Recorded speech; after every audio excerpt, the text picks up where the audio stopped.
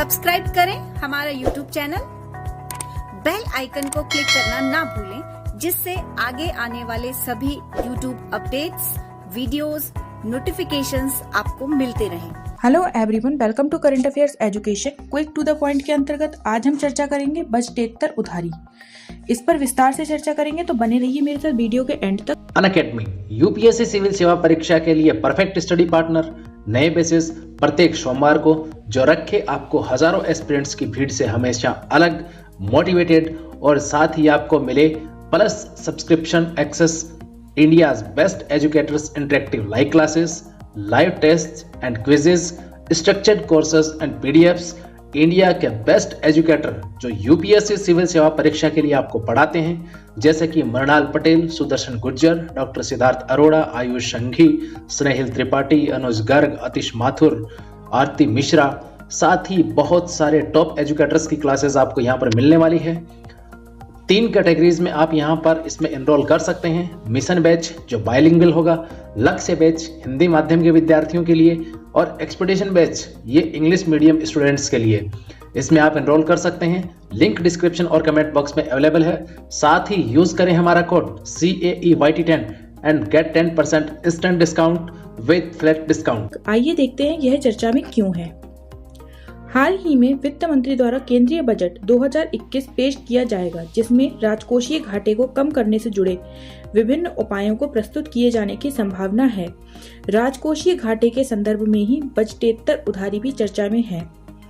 आइए इसके प्रमुख बिंदुओं पर नजर डालते हैं। विगत वर्ष भारत के नियंत्रक एवं महालेखा परीक्षक यानी कि CAG कैग ने अपनी रिपोर्ट में वित्त वर्ष 2016-17 के आंकड़ों के आधार पर बजट से इतर वित्त पोषण को लेकर सरकार की आलोचना की थी। उन्होंने यह भी कहा कि इस प्रकार की उधारी की वजह से भविष्य की देनदारियों पर नकारात्मक असर पड़ता है तथा सब्सिडी की लागत में बढ़ोतरी होती है।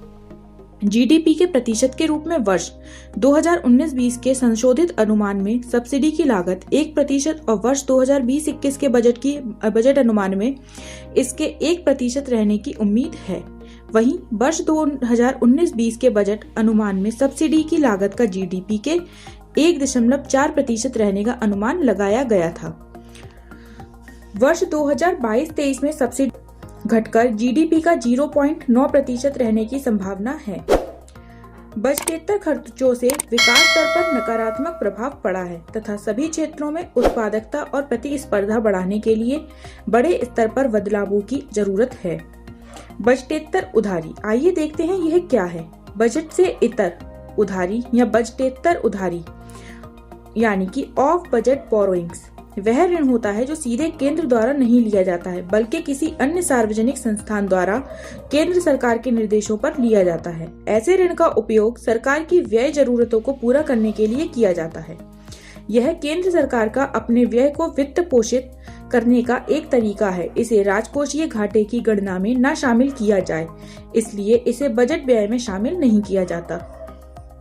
चूंकि इस ऋण की देयता औपचारिक रूप से केंद्र सरकार की नहीं होती है, इस वजह से इसे राष्ट्रीय राजकोषीय घाटे में शामिल नहीं किया जाता है। यह स्वीकार्य सीमा के भीतर देश के राजकोषीय घाटे को बनाए रखने में मदद करता है। वर्ष 2019 की कैग रिपोर्ट के अनुसार वित्त पोषण का यह प्रकार संसद के नियंत्रण के बाहर धन के प्रमुख स्रोतों का माध्यम है, जो निम्नलिखित हैं।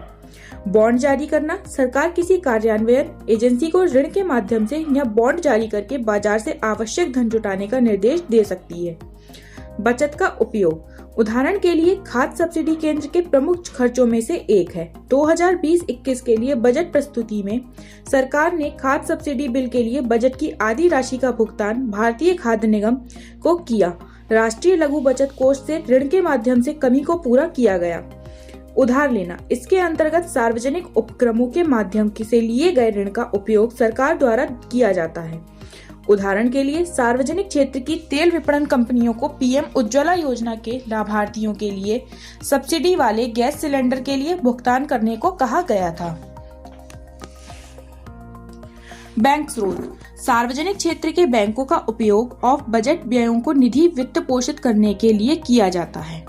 जैसे सार्वजनिक बैंकों के ऋणों का उपयोग उर्वरक सब्सिडी जारी करने में कमी के लिए किया गया था। Thanks for listening and God bless you all.